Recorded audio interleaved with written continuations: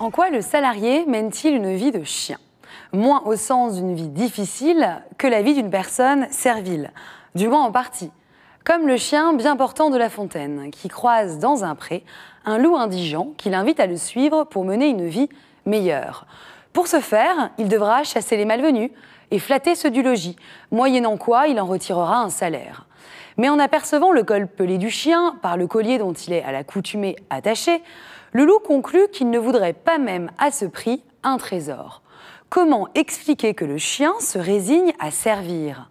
Dans le discours de la servitude volontaire, la Boétie montre que la première cause de la servitude est l'oubli de la liberté et l'habitude de vivre dans une société hiérarchisée où règne la domination des uns sur les autres et dont le salaire ne serait qu'un des stratagèmes utilisés pour maintenir la servitude.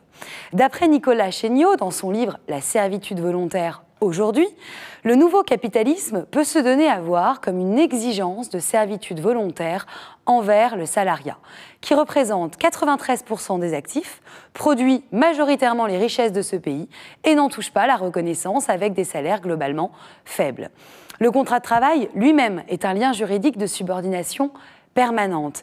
Il n'y a pas de volontariat, pas de liberté de travailler le week-end en heures supplémentaires. Ok.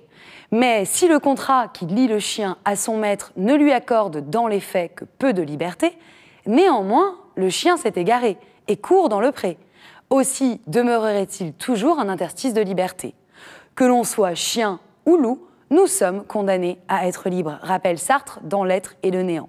Nous sommes une liberté qui se choisit, et plus encore sous la contrainte.